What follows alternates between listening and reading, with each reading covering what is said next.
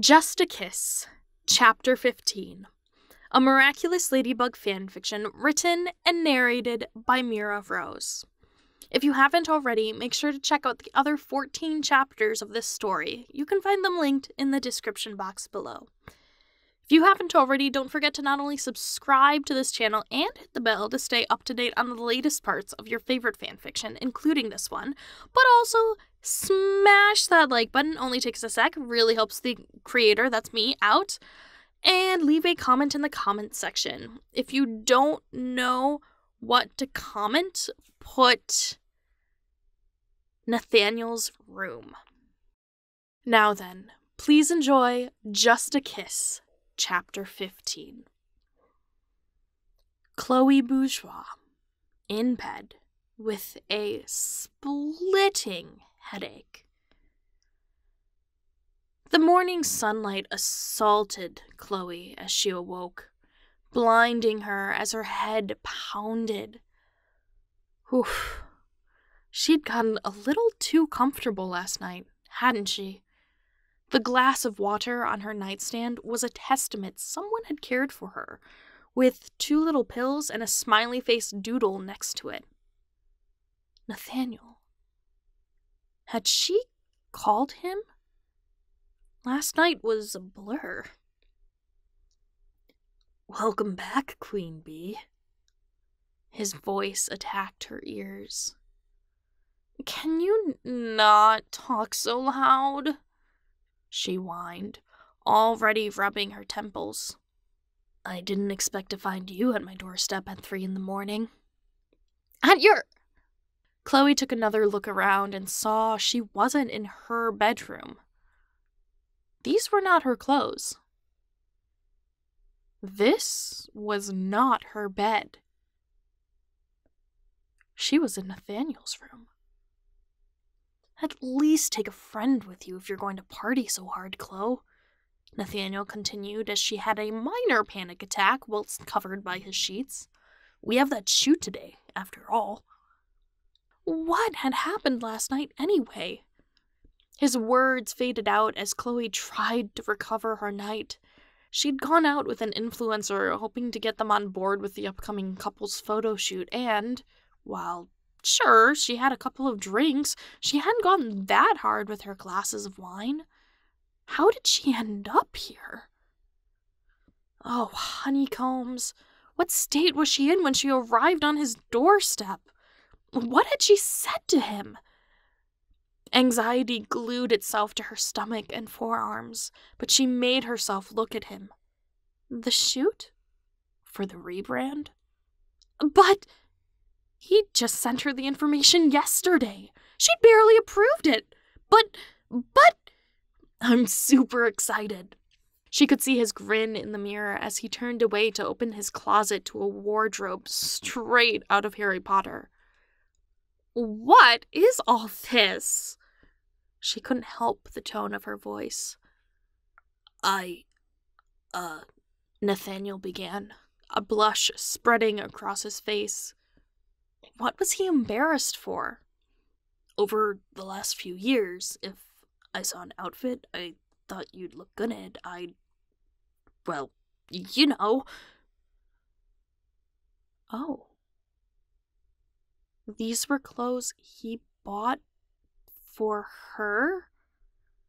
Thinking of her? With his own money? She knew better than to get hot at the idea, as he styled her more often than not, but there was something flattering about him spending his money on something other than art supplies or marketing, just for her. Dark academia. You know it? His demeanor brightened as he straightened his shoulders. Because you won't stop talking about it. Well, if we're being technical, this is classic academia. Oh, so the non-goth version. At least I won't be mistaken for a scene kid.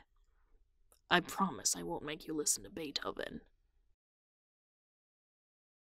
Of course not. Chloe reached for the pills and a glass of water. You're a Satie stan. Listen, gymnopedy, he began, is the peak of all artistic inspiration. I know. She rolled her eyes, despite the pain it caused. Come on, we'll be late for the shoot.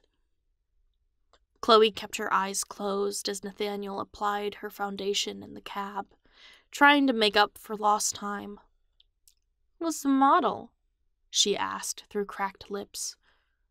I'm not sure, actually. That Lynn boy, maybe? Maybe he spent the night out. Comfortable enough for eyeliner? Adrian checked as the cab went over a bump. Isn't this a mascara-only aesthetic?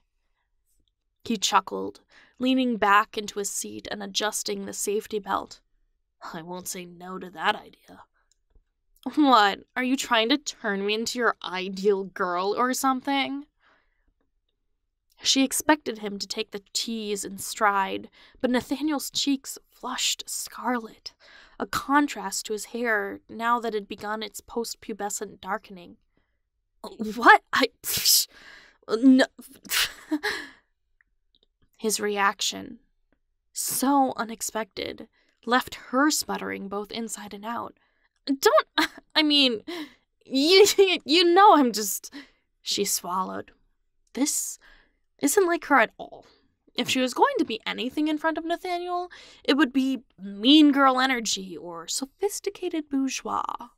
Both of them matched her popularity, right? I'm teasing, Freckles. Don't take everything so seriously. Glad to see we've moved on from the degrading tomato head nickname.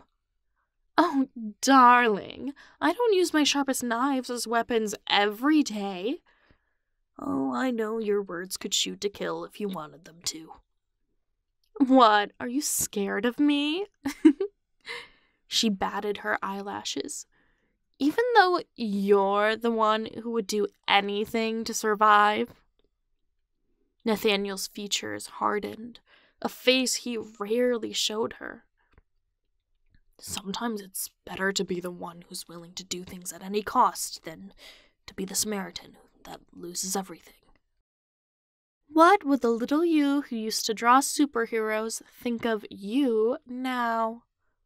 Chloe unbuckled herself as the cab rolled to a stop. Nathaniel didn't answer, turning his attention to his seatbelt as she let herself out. It was a low blow, but at least they'd stopped talking about it.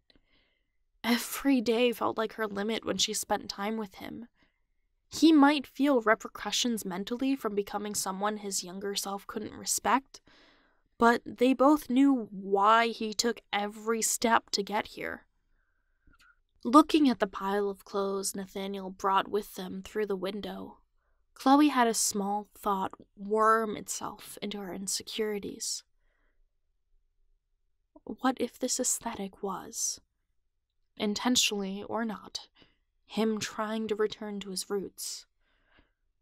And if so, would he leave her behind once he pruned himself into the person he wanted to be instead of the person he had to be to get here?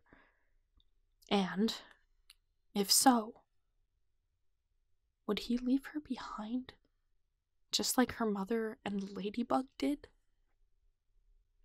For a woman who decided to leave him, that thought scared her more than it should have. It scared her, but what choice did she have? Unless she, too, blackmailed him, Nathaniel wouldn't keep a twisted person like herself beside him when he became the person he wanted to be. This new aesthetic might be the direct path to Chloe's demise. How ridiculous. If she didn't embrace the new look, Nathaniel might move on. But if she did, then he would leave anyway. How silly.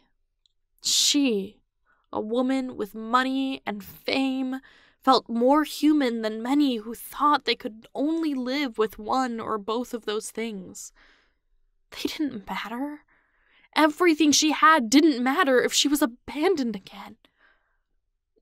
Oh, no. This intrusive thought wreaked more damage than anticipated. Squeezing her eyes shut, careful to not mess up her mascara, Chloe stamped her way into the building, leaving Nathaniel behind. She couldn't do this on her own, but if anyone was going to leave someone behind, it'd be her.